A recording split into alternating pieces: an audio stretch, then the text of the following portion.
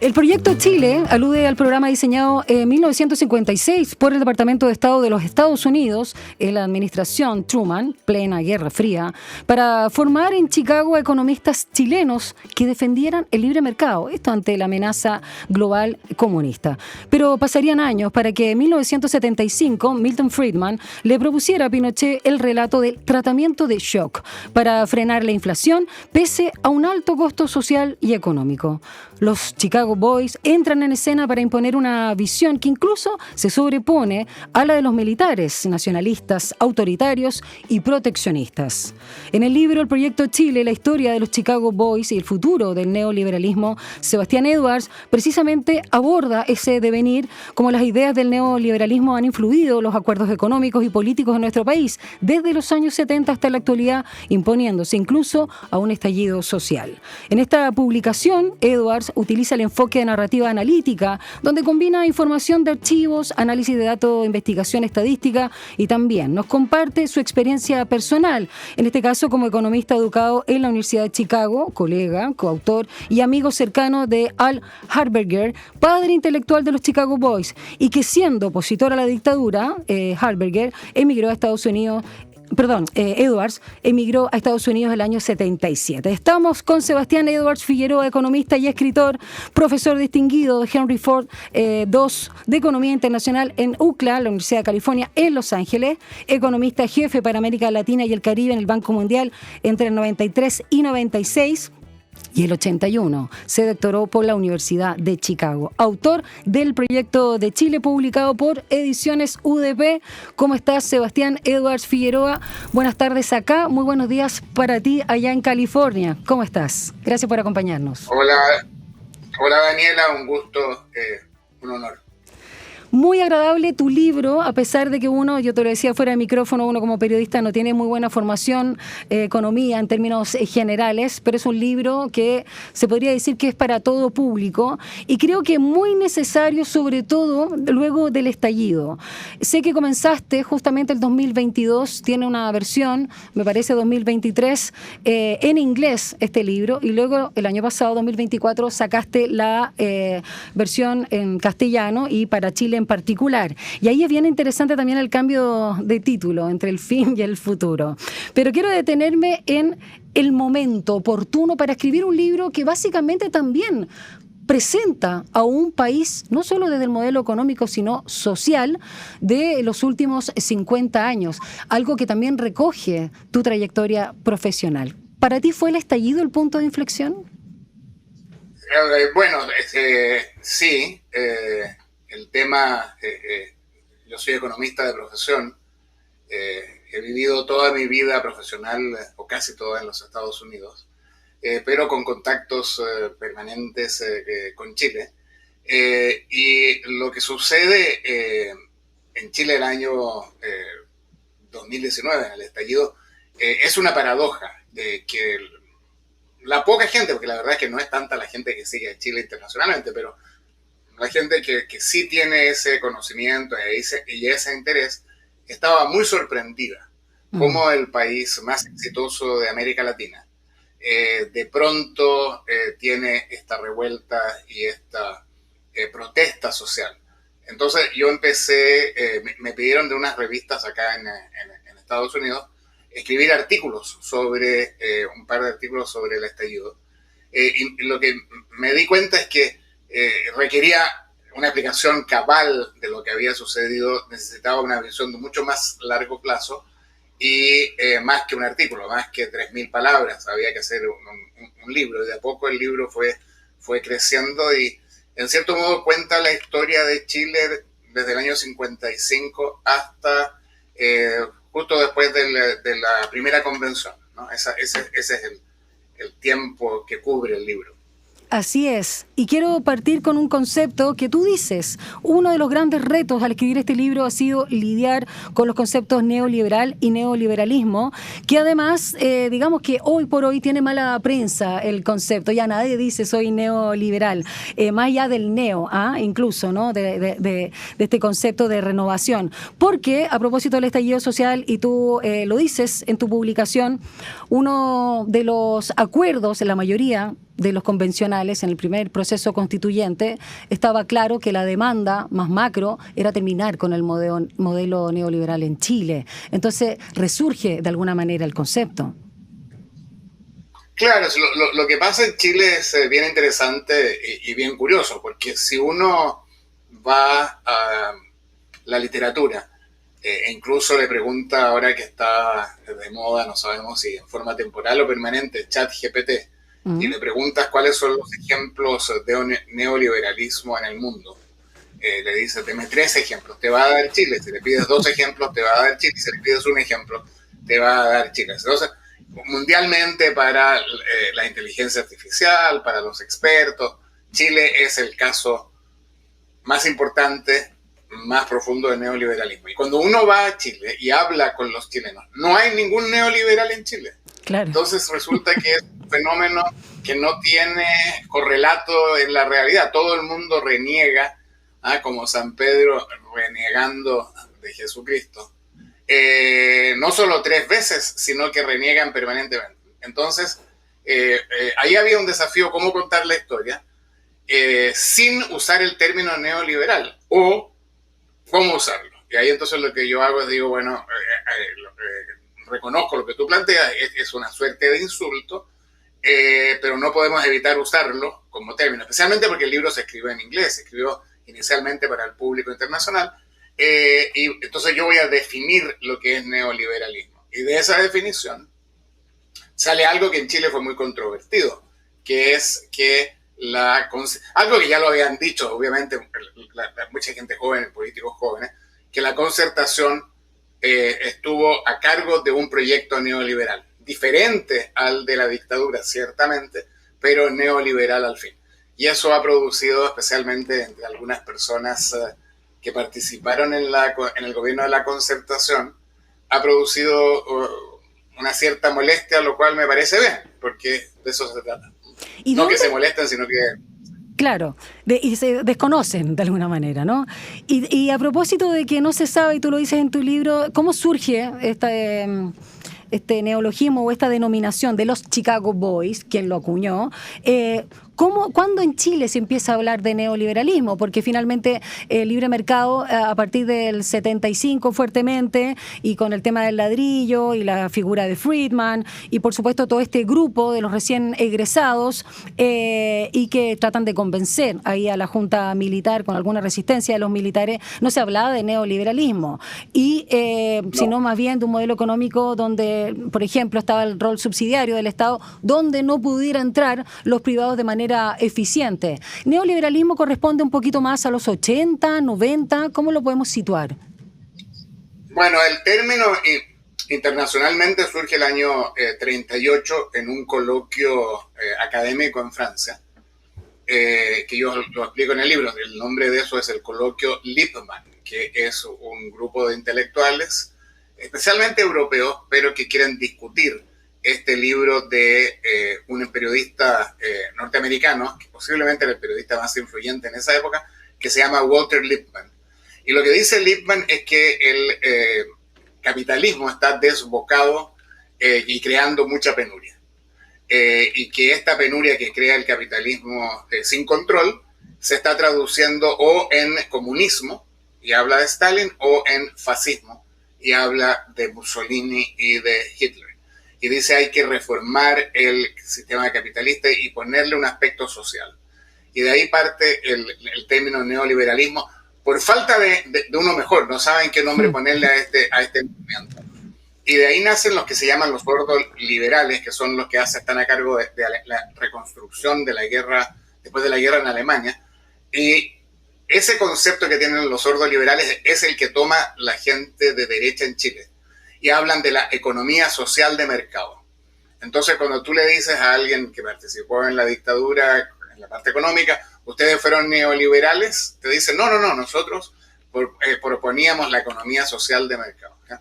Que es más o menos lo mismo. Y el término como insulto empieza a usarse en los 70, 80, empieza en Chile a ser usado en flaxo, y después lo empieza a usar la gente de Cieplano. Pero ahí yo cuento en el libro una cosa bien interesante, porque Alejandro Foxley, que era el director de ese plan y después fue ministro de Hacienda de Elwin. Ministro de Hacienda de Elwin y después ministro de Relaciones Exteriores en Bachelet I. Alejandro Foxley escribe un libro que se publica en Chile sobre el neoliberalismo.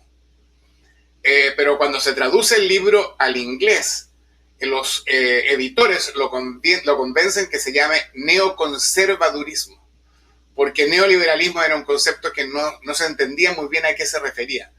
Y esto es como el año, yo te diría, 82, 83, por ahí. Es decir, en esa época todavía no se había transformado en un término así importante como es ahora. Y empieza a agarrar vuelo, la verdad es que con Ronald Reagan y Margaret Thatcher, desde un punto de vista internacional. Y yo hice toda una investigación. Cuando lo usa por primera vez el New York Times, lo usa en referencia a Salinas de Gortari, el presidente de México. Y hoy día se usa todo el tiempo, todo el rato, y es un insulto.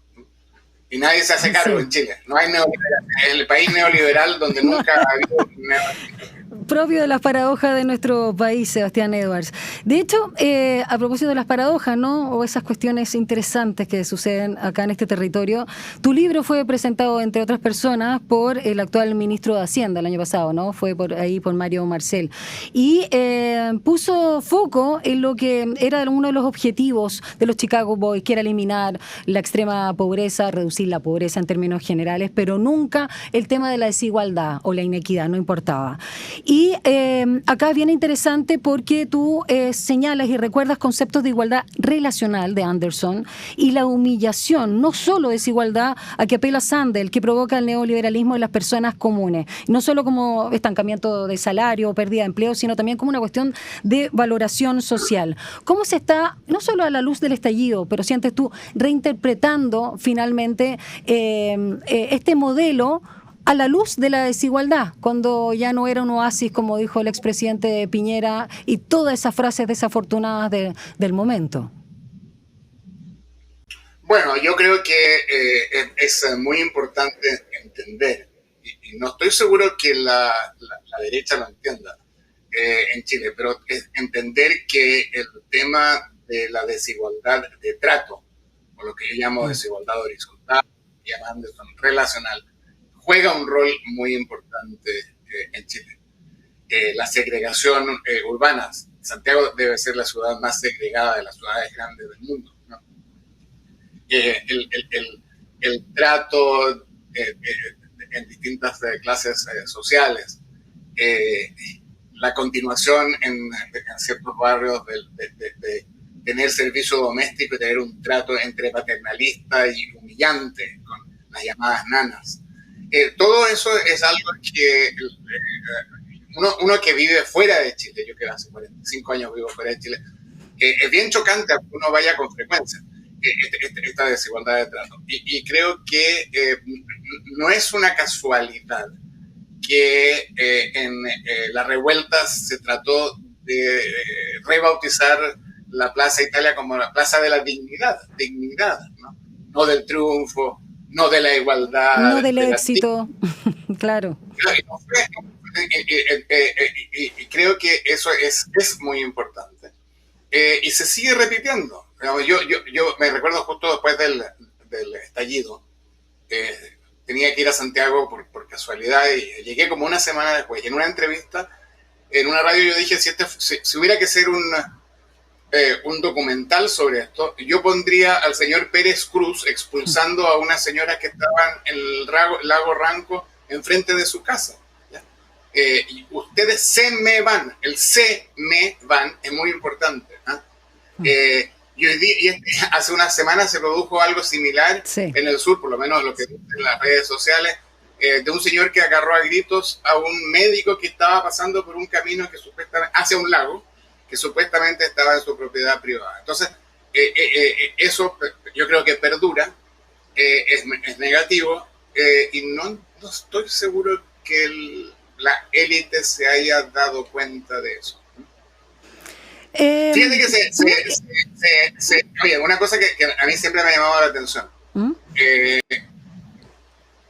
Se traduce o se refleja en algo, por lo menos a mí me choca, el tuteo y el no tuteo. Por ejemplo, cuando los políticos tutean a los periodistas jóvenes, sabiendo que no los pueden tutear de vuelta. Yo a ti te estoy tuteando y espero que tú me tutees de vuelta a mí, ¿no? Sí, ni un problema. Pero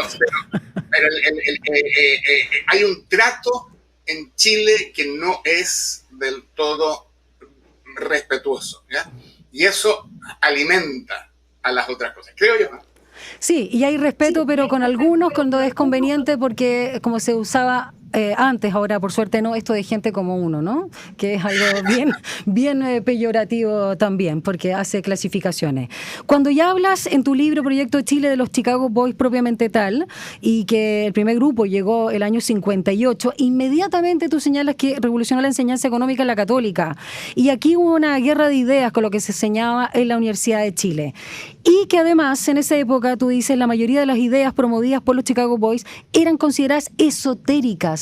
Cuéntanos un poquito de eso. Y sus detractores decían que estos economistas vivían como en una torre de marfil. ¿Por qué eran tan, digamos, esotéricas o excéntricas incluso, en un sentido, digamos, de curiosas, las ideas de los Chicago Boys para los chilenos en esa época?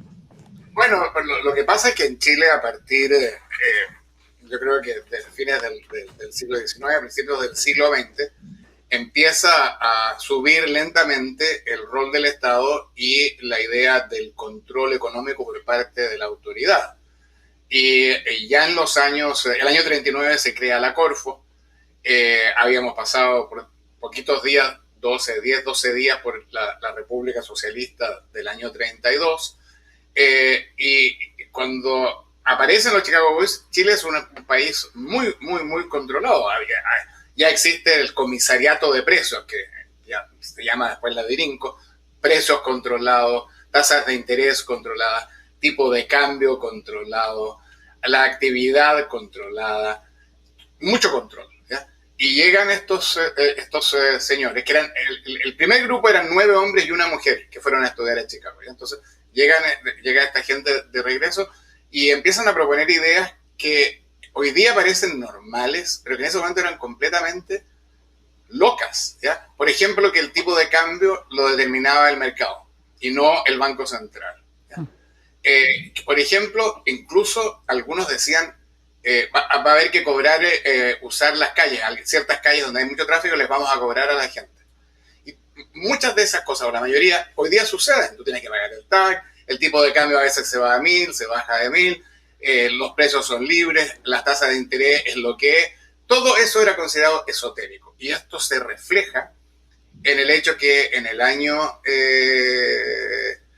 esto ya es bastante más tarde, el año 70, llevan a los Chicago Boys a hablar con el candidato de derecha, Jorge Alessandri, le presentan un programa con todas estas características, que son lo que, como es Chile hoy día, y Alessandri, que es de derecha, que ya ha sido presidente, que es el representante de los empresarios, le dice a su equipo, llévense a esos locos de aquí y no me los traigan nunca más, porque lo que están diciendo son puras tonterías, ¿eh?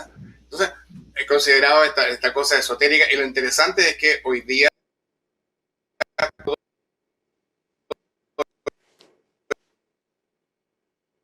Ahí se nos desconectó la señal, no sé. Ahí se nos fue un poquito la señal, pero retomamos. Ahí retomamos, Sebastián Edwards. Ustedes lo dicen.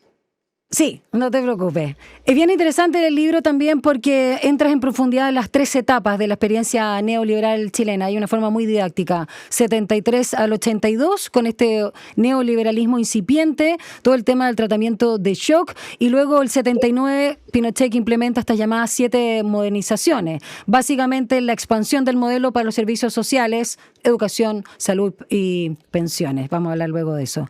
El 84 al 90, el neoliberalismo pragmático, pragmático, y luego el 90 en adelante neoliberalismo inclusivo, y que tú más o menos calculas, como lo decías, hasta el 2022. Quiero detenerme en este documento El Ladrillo.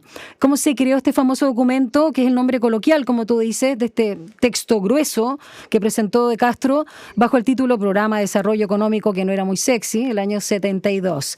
Y hay dos preguntas acá importantes. Por un lado, la relación de los Chicago Boys con los militares, si sabían o no, a propósito de la Armada, que estaban haciendo este documento El Ladrillo, le vamos a decir, ¿no?, para ellos. Y si era posible estas reformas en un momento, digamos, de democracia en nuestro país, o era solamente bajo el mandato de una dictadura o un gobierno autoritario. Bueno, la respuesta a la segunda pregunta es muy fácil. En ese momento en el tiempo, en el año 73, 74, 75, era imposible haber hecho esas reformas en democracia. El mundo no estaba preparado, no había una noción que había fracasado la opción más contraria, que era el socialismo en sus distintas versiones. Por tanto, sin dictadura no hubiera sido posible. De eso no cabe duda. ¿Cómo se empieza el ladrillo? El ladrillo empieza a través de una relación entre un grupo de economistas y oficiales retirados de la Armada que se dedican a navegar en un club de una cofradía de navegantes. Y ahí en una de las conversaciones alguien le pregunta a uno de estos oficiales retirados de la Armada si la Armada va a hacer un golpe de Estado o no. Y la respuesta es, ganas no, más o menos, voy a inventar esto, ¿no? Sí. Ganas no nos faltan, pero tenemos un problema muy serio porque la responsabilidad sería mayor de hacerse cargo de este país, economía en crisis total, y no sabemos nada de economía. Nosotros lo que sabemos es de barcos y de armas y de guerra y qué sé yo. Entonces, Emilio Sanfuentes, que era un gran economista, una persona pero brillantísima, que desafortunadamente murió muy joven, les dice, bueno, yo me encargo junto a un grupo y les preparamos un programa económico. Y ahí se arma el grupo de los Chicago Boys, que tiene economistas, casi todos que fueron a Chicago, pero de distintas tendencias políticas, porque hay 2 o 3 demócratas cristianos, furibundos demócratas cristianos. Y se empieza a armar este documento, que cuando viene el golpe no está completo, le faltan capítulos. Por ejemplo, no hay capítulo de minería en un país esencialmente minero. No solo esencialmente minero, en un país que tenía un pleito judicial enorme con las compañías americanas de cobre que habían sido expropiadas durante el doctor Allende. Entonces, al documento le falta. Lo van haciendo de a poco, se reúnen casi todos los días en la casa que hoy día es la sede de la UDI, ¿ya? Que en ese momento era donde estaba la revista ¿Qué pasa? Y una editorial que tenía a la derecha, la editorial Portada. Eso en calle Suecia, ¿no? ¿Calle Suecia en Providencia? En la calle Suecia. Sí. En la calle Suecia, claro. Entonces ese es el origen y todo eso se explica en el libro y las personas que participan y todo lo demás. Ahora, el ejército, ya cuando se presenta este texto y tú dices ahí, cuando ya está la Junta Militar y luego Manuel Contreras y la DINA, tú dices que espiaron a los Chicago Boys y trataron de convencer incluso a Pinochet de que ellos no eran, los Chicago Boys, verdaderos patriotas, ¿no? Y que su único interés era privatizar las empresas estatales. ¿Qué punto de inflexión hace ahí Pinochet para considerar a estos jóvenes economistas que venían con estas ideas, comillas, esotéricas? Bueno, ahí de nuevo hay un punto controversial del libro, que si los libros no tienen, los libros especialmente de ensayos no tienen controversia, no son tan interesantes. Yo creo que la visita de Milton Friedman en el año 75 es muy importante, ¿ya? La gente que participó en eso dicen que no, que Milton Friedman era un señor bajito que todavía no había ganado el premio Nobel. Lo ganó el 76, ¿no? Friedman. Lo ganó el año siguiente, y que Pinochet lo recibió por cortesía, pero no le prestó ninguna atención, y que era un gringo nomás, otro gringo más que venía, ¿ya? Yo creo que eso es un error. Yo creo que lo que pasa es que hay un rol que juegan en general en países como Chile los expertos extranjeros. Y ese rol es un rol de árbitro. que nadie sepa en Chile cómo enfrentar un problema económico o un problema social. Hay gente que tiene opiniones, pero habitualmente son dos opiniones encontradas o tres opiniones. El que toma las decisiones tiene que decidirse, y lo que hace el experto extranjero es actuar un poquito como árbitro, y eso es lo que hace Friedman, en que hay personas, o el proyecto de los Chicago Boys, el tratamiento de shock, o lo que planteaba aviación, que era no privatizar, ir muy gradualmente, vivir con 400% de inflación por año. Y lo que hace Friedman es que plantea esta cuestión en forma muy coherente a aquellos de nosotros. Yo trabajé con Friedman en el Consejo Económico del gobernador Schwarzenegger, lo conocí muy bien. Entonces Pinochet se mueve y apoya esa visión. Pero siempre, como era ladino y desconfiado, formó un grupo aparte de solo Fuerzas Armadas que refrendaba, criticaba o vetaba lo que proponían los Chicago Boys. ¿Ya? Y ese grupo tenía un nombre muy poco original, se llamaba el Comité Asesor. Era un comité asesor cuyo nombre era Comité Asesor. Tal cual. Sebastián Edwards, autor de Proyecto de Chile, nos acompaña esta tarde acá en Frecuencia Literaria por Radio USACH. Antes de entrar en la última parte de tu libro, Neoliberalismo bajo mandato democrático, 1990 al 2022, brevemente quiero preguntarte por la crisis del 82. Ahí queda claro que este experimento del tipo de cambio de los Chicago Boys era un fracaso, que había que abandonarlo a propósito de la devaluación del peso chileno, que a un 13%, y tengo entendido que 2 años después Pinochet los expulsa, el 84. Sí, bueno, Pinochet los saca por un poquito, los reemplaza por un grupo de economistas más tradicionales, más en la onda del expresidente Jorge Alessandri.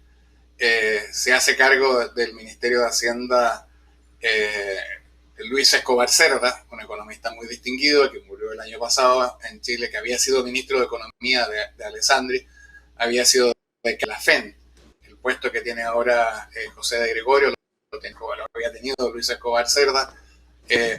Pinochet se hace un interregnum sin Chicago Boys y luego toma a una generación de reemplazo con Vigil, Hernán Vigil, que si bien no estudió en Chicago, tenía un alma de Chicago.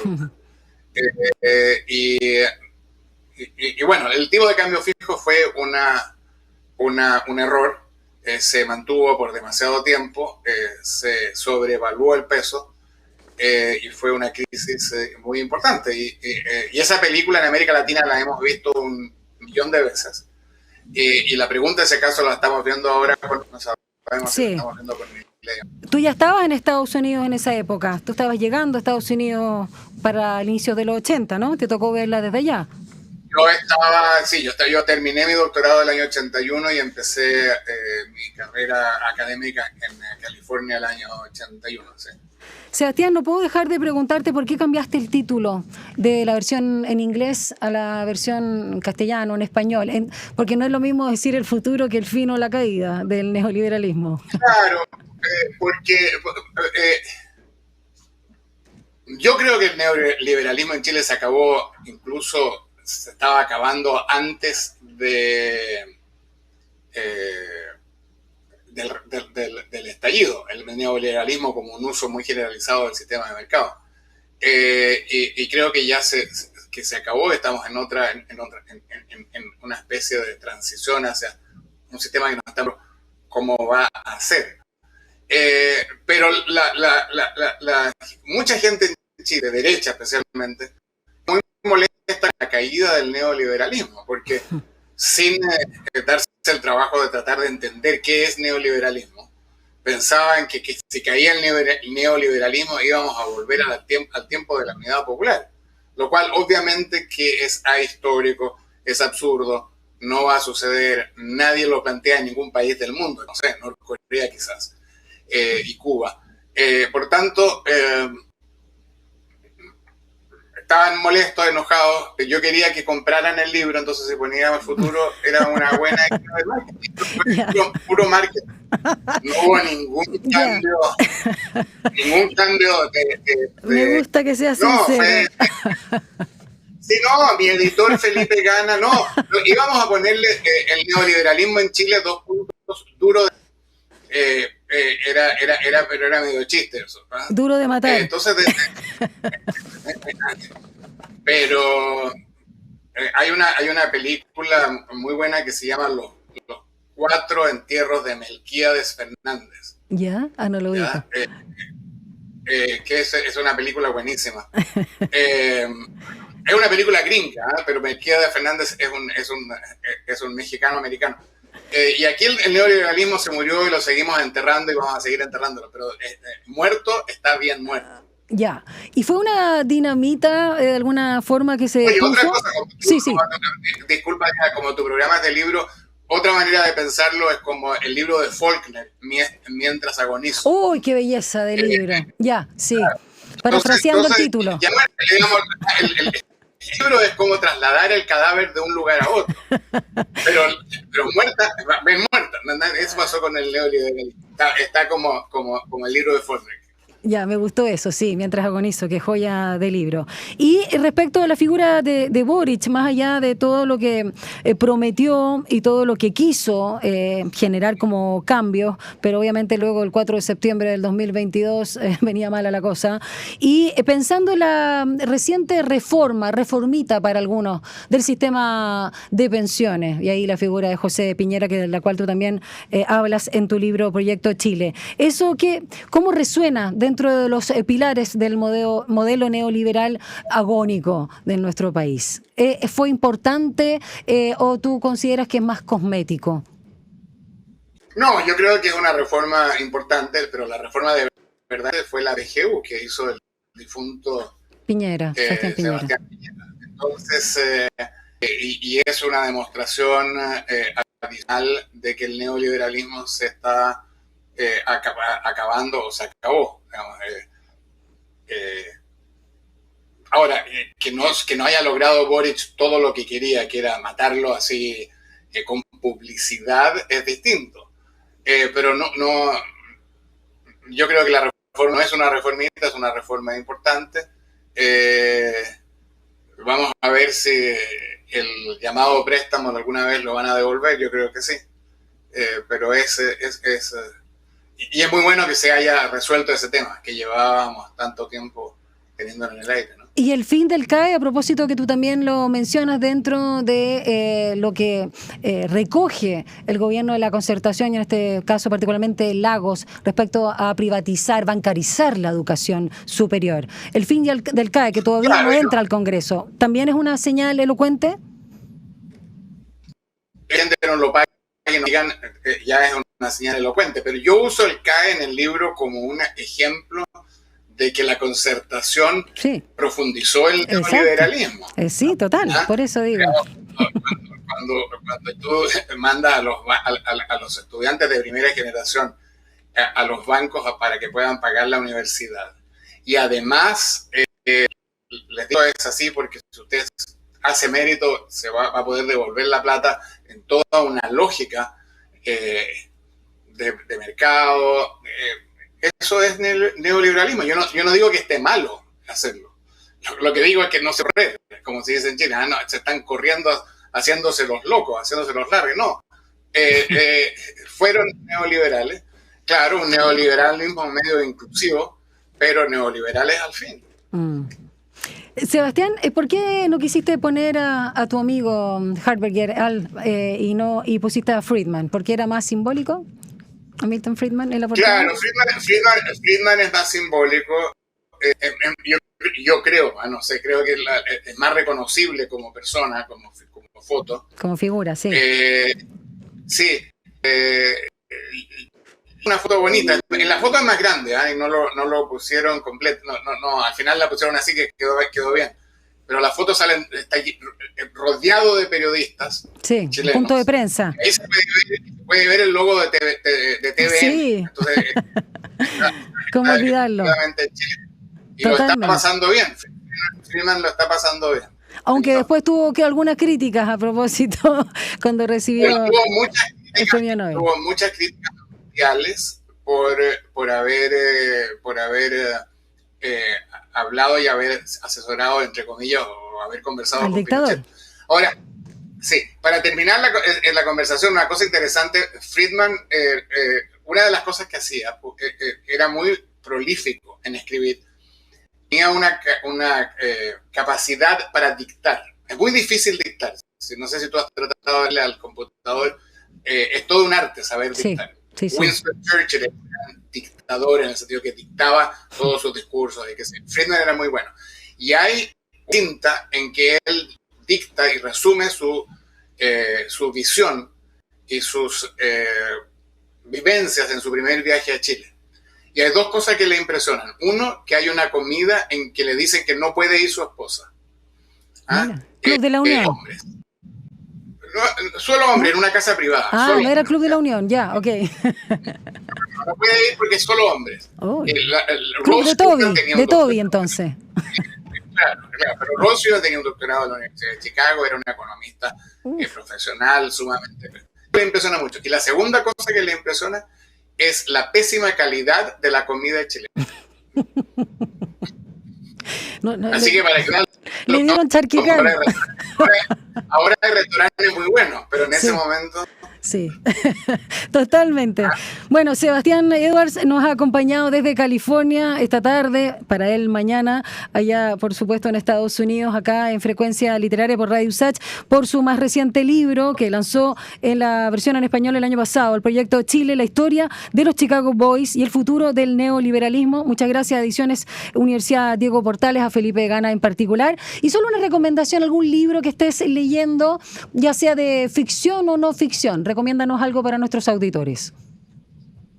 No, mira, yo estoy, esto lo recomiendo fuertemente, estoy releyendo, estoy ya en una edad de releer, estoy releyendo Moby Dick. Mira. Y es un libro realmente maravilloso. ¿Me creerás que no lo leí? Lee la versión no resumida, porque tiene un montón de capítulos que son como pequeños compendios sobre distintas cuestiones. Por ejemplo, tiene un capítulo que creo que es el 43 sobre el color blanco. Dice, ¿por qué nos daba pánico que la ballena fuera blanca? Y empieza a hacer toda una disquisición que el general el blanco es considerado algo bueno. Pero después dice, pero espérate un poco, a veces los fantasmas son de blanco y son asustosos. Cuando se muere, la mortaja es blanca. Habla de Lima, una ciudad blanca pero triste. Entonces, es un capítulo muy bonito. Después define qué es lo que es una ballena. Y dice, la ballena es un animal que tiene una cola horizontal. Es mamífero, no es mamífero, no importa. Tiene que tener la cola horizontal. Y todo un capítulo entero sobre la cola de la ballena. Y es precioso. Realmente maravilloso. Excelente. Así que, Moby Dick. Herman Melville. Sí, por supuesto, esta relectura. Es muy importante releer porque uno cambia también con los años, entonces va aprendiendo, poniendo interés en otras cosas. Muchas gracias, Sebastián Edwards, por habernos acompañado en Radio USACH a través de Frecuencia Literaria. Gracias, un honor. Que te vaya muy bien. Chao.